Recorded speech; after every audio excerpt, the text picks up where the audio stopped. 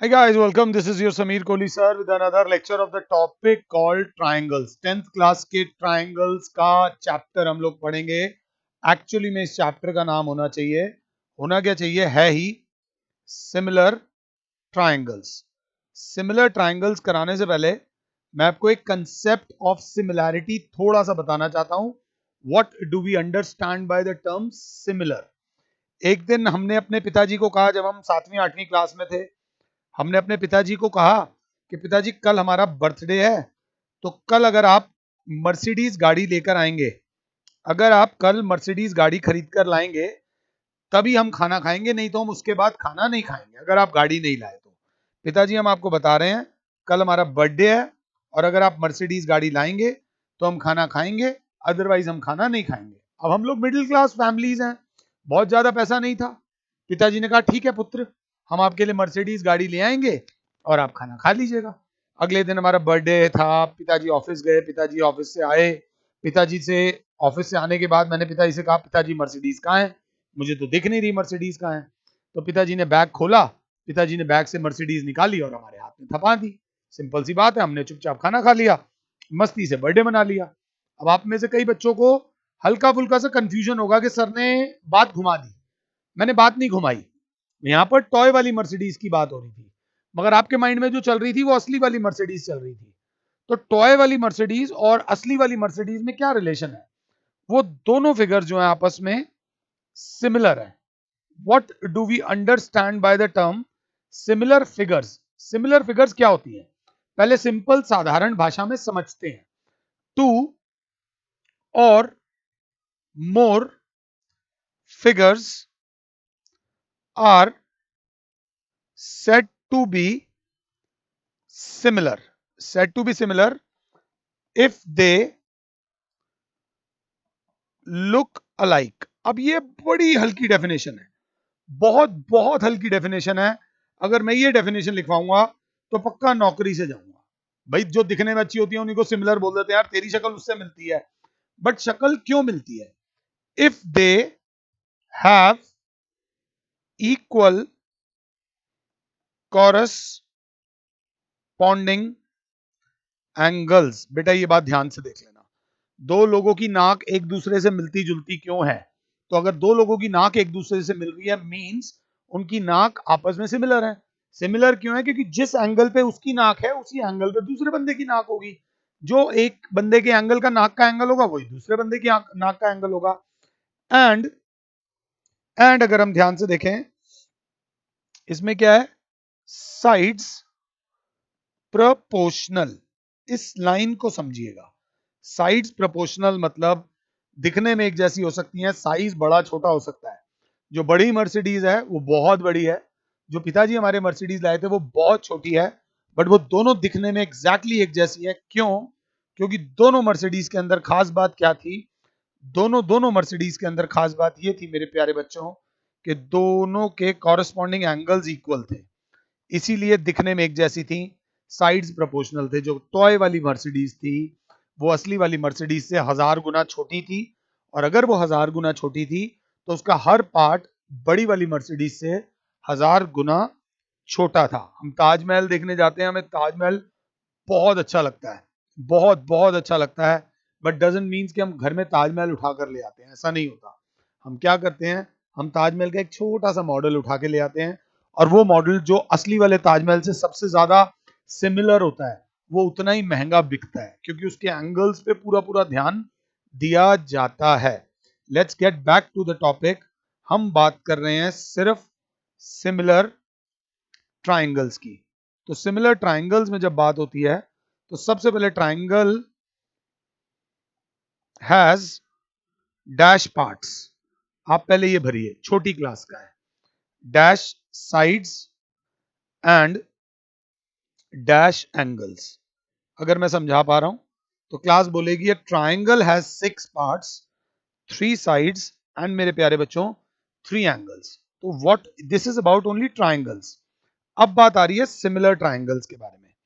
Similar triangles कौन से होते हैं? सपोज मैंने ये एक ट्राइंगल बनाया ए बी सी, और एक ये ट्राइंगल बनाया पी क्यू आर, और मैंने बोल दिया ये दोनों सिमिलर हैं, ये सिमिलर का सिंबल है। लास्ट ईयर आपने सिंबल यूज करा था ये कॉन्ग्रुएंसी का। कॉन्ग्रुएंसी के नीचे के दोनों इक्वल हटा दो तो ये सिमिलैरिटी का सिंबल होता है। तो दो फिगर्स आपस में सिमिलर कब होती हैं? मैंने हल्का सा आप लोगों को टिप दे रहा हूं, अगर ध्यान से देखो।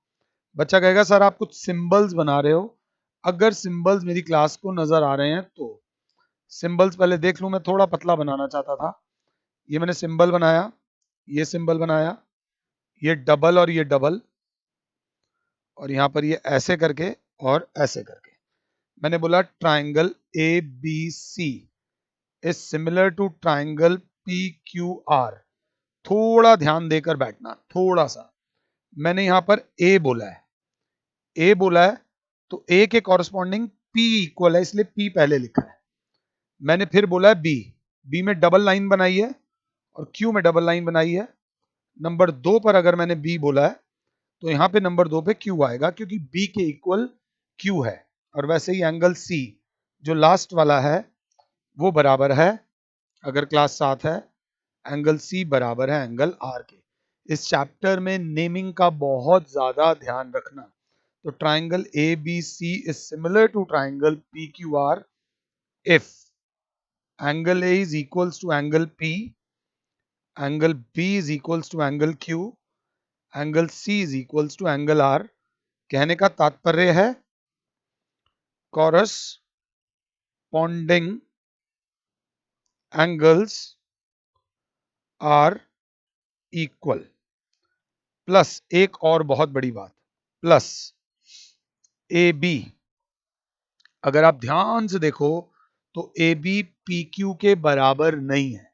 ए B is not equals to P Q, मगर A B upon P Q is equals to B C upon Q R is equals to A C upon P R. ये दोनों बातों को ध्यान से लिख लो बेटा। ये वाली बात भी जिसको मैंने हाईलाइट कर दिया है, और ये वाली बात भी, दोनों बातों का रीजन भी लिख देता हूं।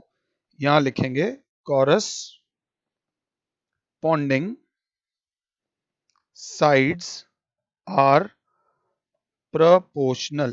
corresponding sides are proportional। ये दोनों चीजों को ध्यान से देख लेना। दो ट्राइंगल्स आपस में कब सिमिलर होंगे? जब उनके कॉरस्पॉन्डिंग एंगल्स इक्वल होंगे। अगर यहां दिल का निशान बनाया तो यहां दिल, यहाँ हैशटैग तो यहाँ भी हैशटैग, यहाँ पे सांप चला दिया तो यहाँ पे सांप चला दिया। कॉरस्पॉन्डिंग एंगल्स, बेटा ये लाइन लिखना सीख लो। Corresponding angles are equal, corresponding sides are proportional, corresponding sides are proportional. अब बच्चा कहेगा क्या, हिंदी में बात करते हैं, हर बार 6 के 6 पार्ट्स को कंपेयर करना पड़ेगा। जो मैं कह रहा हूं उस बात को समझिएगा। क्या हमें हर बार तीनों एंगल्स और तीनों साइड्स को ऐसे ऐसे रेशो निकालनी पड़ेगी? तो मैं प्यार से बोलूंगा no, there are similarity conditions. दो ट्राइंगल्स को सिमिलर करने के लिए देयर आर सिमिलैरिटी कंडीशंस, जो मैं आपको पढ़ाने वाला हूं, ध्यान से देख लेना। सिमिलैरिटी कंडीशंस में एक सिमिलैरिटी कंडीशन है ये, ए सिमिलैरिटी। जितना आपके घर में आटा इंपॉर्टेंट है उतना इस चैप्टर में ये वाली सिमिलैरिटी कंडीशन है। बहुत यूज होती है, सबसे ज्यादा यूज होती है। अगली बता देते हैं, ए सिमिलैरिटी। आमतौर पे हम यूज नहीं करते, बट कई बार बहुत जबरदस्ती दिख ही रहा होता है कि ए सिमिलैरिटी लग रही है, तो ये वाली सिमिलैरिटी कंडीशन यूज होती है। एक होती है एस सिमिलैरिटी, एक होती है एस सिमिलैरिटी। ये नंबर 2 पे यूज होती है। ये सिमिलैरिटी भी काफी यूज होती है। तो सबसे पहले बच्चे ने बोला what is A similarity. A for, बच्चे को पता है angle, A for angle similarity, similarity. Suppose मेरे बोलने से पहले ही आपको आइडिया लग जाएगा जहां तक मैं जानता हूं, जितने आप लोग स्मार्ट हो आजकल। A B C P Q और आर, मैंने ये लिखा, ये लिखा, ये लिखा और ये लिखा, ये गिवन दे दिया, गिवन दे दिया कि angle A is equals to angle P, angle C is equals to angle R, ये चीज गिवन दे दी। तो बच्चा क्या बोलेगा सॉल्यूशन में, in triangle A B C and triangle P Q R, एक चीज को ध्यान में रखते हुए क्या, कि ए जो था वो पी के बराबर था और सी जो था वो आर के बराबर था। तो नेमिंग पे ध्यान दे लेना, नहीं तो आधा नंबर कट जाएगा। 80 में से 80, 100% मार्क्स लाने हैं अगर मैथ्स में, तो थोड़ा सा ध्यान से देख लेना। Angle A is equals to angle P, ये चीज गिवन है। Angle C is equals to angle R, same reason जब लिखते हैं तो डू लिखते हैं, दो एंगल्स इक्वल कर दिए, therefore by A similarity triangle A B C is similar to triangle P Q R, दोनों ट्राइंगल सिमिलर हो गए। बेटा ज्योमेट्री में लड़के, स्पेशली लड़के मार खाते हैं, क्योंकि ज्योमेट्री में प्रेजेंटेशन बहुत ज्यादा होती है, ज्योमेट्री में हमें रीजन बहुत लिखने होते हैं। तो थोड़ा ध्यान देख लेना। बच्चा बोलेगा इससे फायदा क्या हुआ, अब इससे फायदा क्या हुआ कि जो तीसरे वाला एंगल है, ये वाला एंगल इस एंगल के इक्वल हो जाएगा। कुछ बच्चे बोल सकते हैं सर वो तो एंगल सम प्रॉपर्टी से भी हो जाता, मैं कहूंगा हाँ, angle B is equals to angle Q, reason लिखवा रहा हूं बेसिकली उसके लिए, और कोई बात नहीं है। रीजन ये है बेटा, corresponding angles of similar triangles are equal, corresponding angles of similar triangles are equal, ये ध्यान से लिख लेना। और क्या, ऑल्सो, एक और चीज, ऑल्सो हमारे पास क्या आया कि अब A B upon P Q बराबर होगा B C upon Q R बराबर होगा, तीसरा आप बोल सकते हो A C upon P R. बेटा ये लाइन बहुत बहुत ध्यान से लिखनी है कि corresponding sides of two similar triangles are equal. आराम से मुझे पॉज कर लो और ए सिमिलैरिटी को आराम से लिख लो, तुम्हें समझ आना चाहिए ताकि तुम इस चीज को अप्लाई कर सको। अगली आती है ए सिमिलैरिटी, ये हम नहीं कराएंगे, हम इसमें सिर्फ आपको एक ट्राइंगल्स दो बना के दे देंगे। ये ट्राइंगल दे दिया ए बी सी, ये ट्राइंगल दे दिया डी ई एफ, और आपको गिवन क्या दे दिया, गिवन में हमने आपको दे दिया कि एंगल ए बराबर है एंगल डी के, एंगल बी बराबर है एंगल ई के, एंगल सी बराबर है एंगल एफ के। तो triangle A B C is similar to triangle D E F. तो बच्चा बोलेगा उससे फायदा क्या होगा, सिमिलर होने के बाद A B upon D E बराबर हो जाएगा B C upon E F बराबर हो जाएगा A C upon D F. और यहां पर आप ये रीजन अच्छे तरीके से लिखोगे अगर ट्राइंगल्स को ढंग से समझना चाहते हो तो।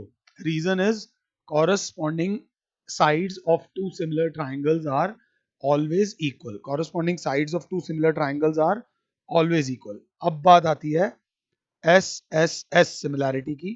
मेरी क्लास बोलेगी सर सपोज एक ये ट्राइंगल दे रखा है, सपोज एक ये ट्राइंगल दे रखा है A B C D E F, और अगर हमें ये गिवन हो कि A B upon D E is equals to BC upon EF is equals to AC upon DF, AB upon DE is equals to BC upon EF is equals to AC upon DF।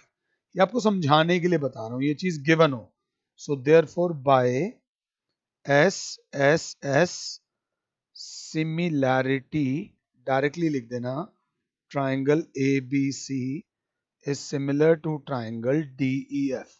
अब जब similar हो गए तो क्या फायदा, अब similar हो गए तो दिस इंप्लाइज पहले नहीं दिया हुआ था, अब एंगल A बराबर हो जाएगा एंगल D के, एंगल B बराबर हो जाएगा एंगल E के, और एंगल C बराबर हो जाएगा एंगल F के। रीजन लिखोगे corresponding angles of two similar triangles are equal. थोड़ा सा दिल लगा के चलोगे बहुत अच्छा समझ आएगा। ये चैप्टर मस्ती वाला है, रियल लाइफ से काफी रिलेटेड है, इसको रियल लाइफ में यूज करते हैं। कोई भी मेट्रो, कोई भी प्रोजेक्ट बड़ा बनाने से पहले, बड़ी सी बिल्डिंग बनाने से पहले दे वर्क ऑन सिमिलैरिटी। उससे 100 गुना छोटी बिल्डिंग बनाई जाती है, 100 गुना कम सामान डाल के बनाई जाती है, और देखा जाता है कि अगर वो बिल्डिंग खड़ी हो रही है, चल पा रही है, वो मेट्रो चल पा रही है, तभी बड़े मॉडल पे काम किया जाता है आराम से। अगला है SAS सिमिलैरिटी। बस एक बात का ध्यान रखना, two sides and the included angle, but इसमें कोई भी इक्वल नहीं होने वाला, इसमें सब प्रोपोर्शनल होने वाले हैं।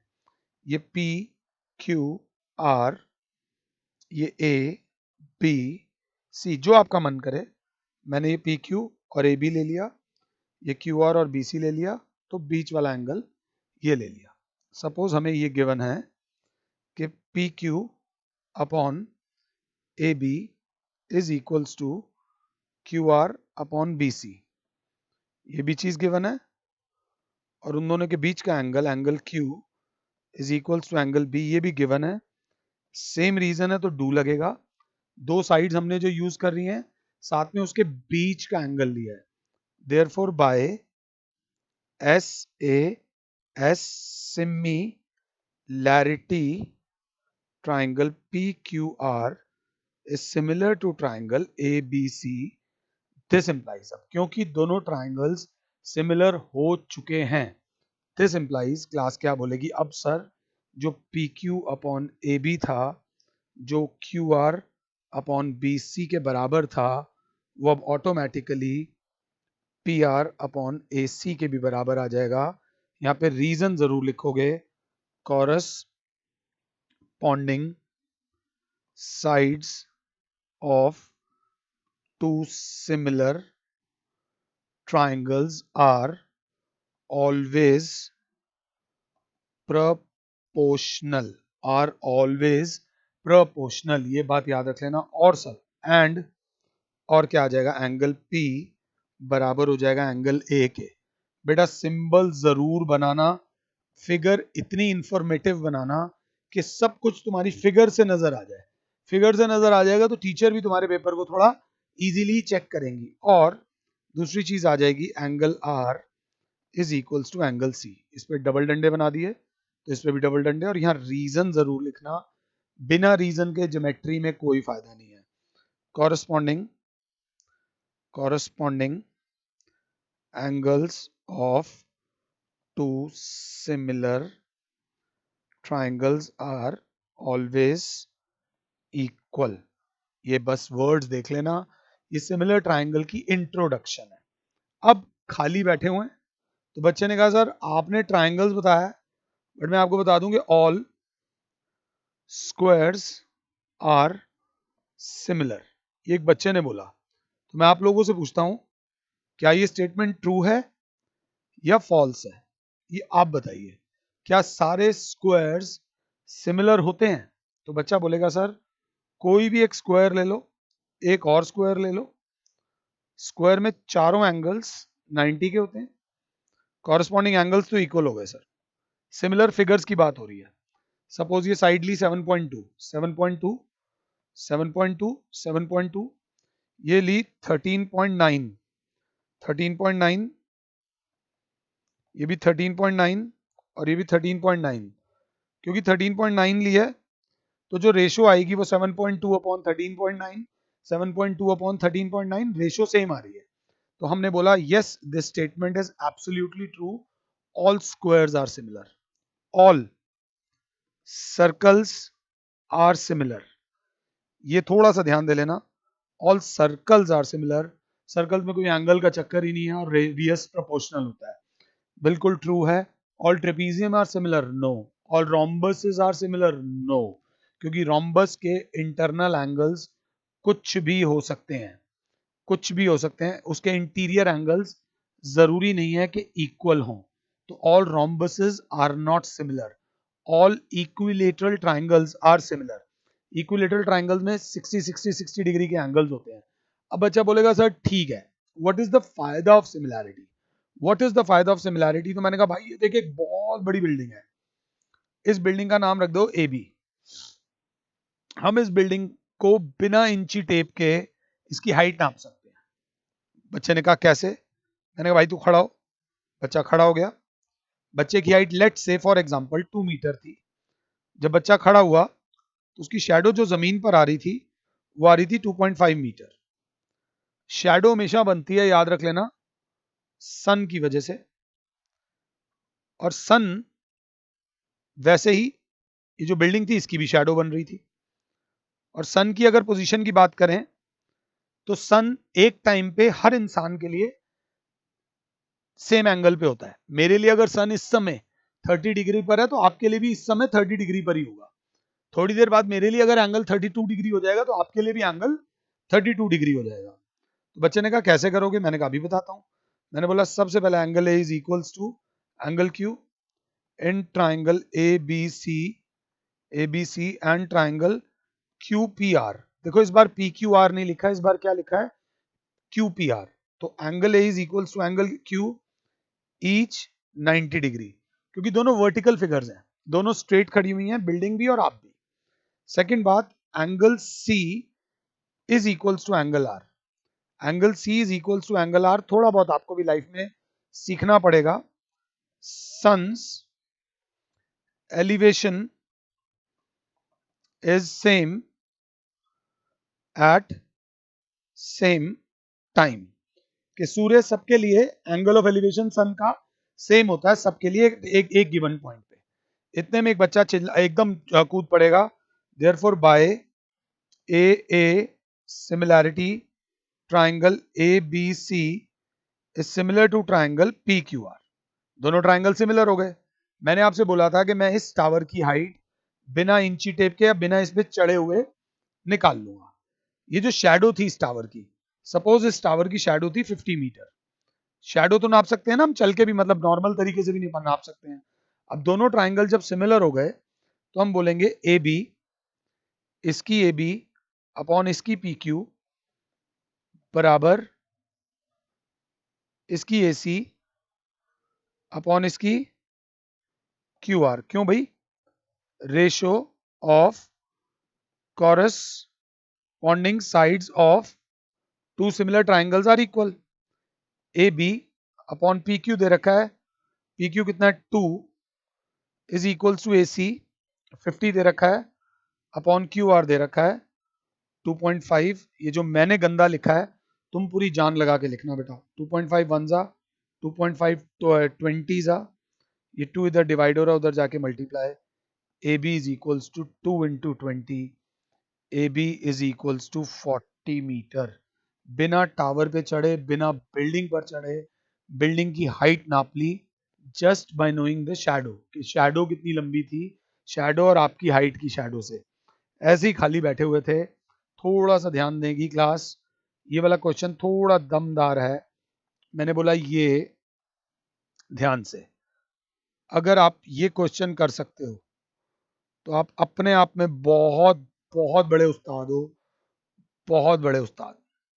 मैंने आपको बोला ये दी मैंने x, ये दी मैंने y, तीनों वर्टिकल टावर्स हैं, और ये दी मैंने z, और मैंने आपको बोला कि prove that 1/x, proper language में लो, 1/x is equals to 1/y plus 1/z। अगर आप ये क्वेश्चन कर देते हो तो सिमिलैरिटी आपके दिमाग में बहुत अच्छे तरीके से आ चुकी है। हिंट के लिए, ये तीनों वर्टिकल टावर्स हैं।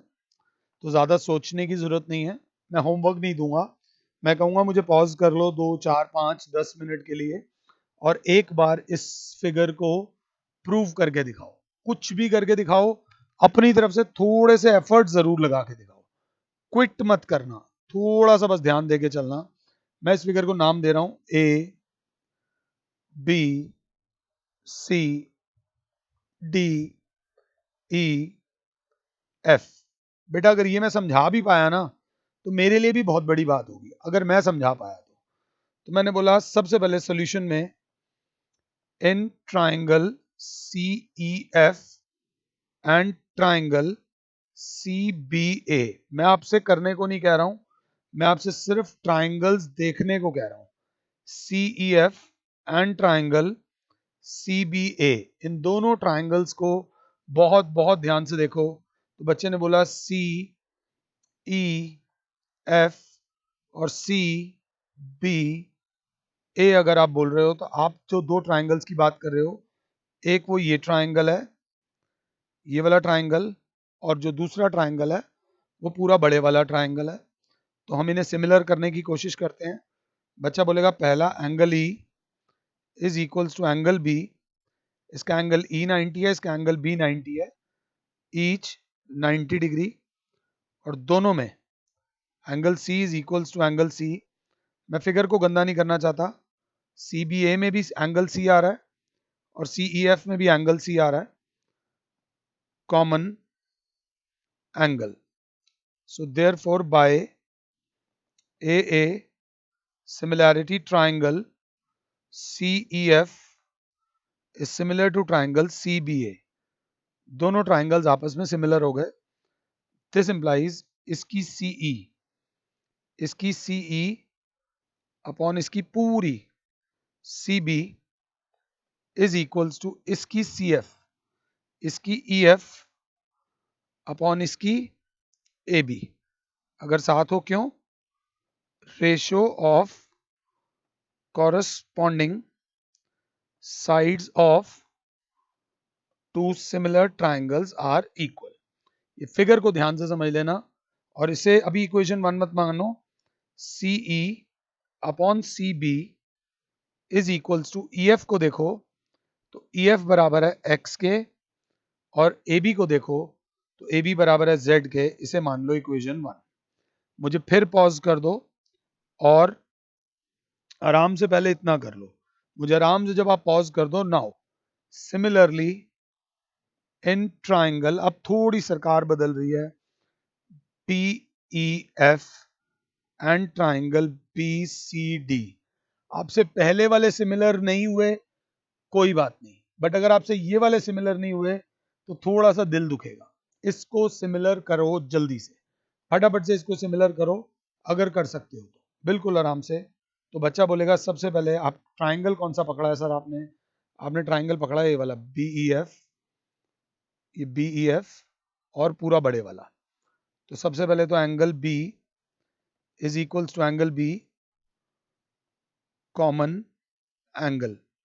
सेकंड इसका angle E is equals to sir angle C पूरे वाला, each 90 degree. Therefore by A similarity triangle PEF is similar to triangle BCD, और क्योंकि दोनों सिमिलर हो गए तो सर इसका BE अपॉन सारा BC इज इक्वल्स टू, इसकी ये वाली साइड लेंगे EF अपॉन अभी ये वाली ले लेंगे CD। रीजन लिखेंगे सर डू, क्योंकि हम सेम रीजन यहां पर लगा चुके हैं। ये जो मैं एक्स्ट्रा स्टेप्स भी दिखा रहा हूं तुम्हारे लिए कर रहा हूं।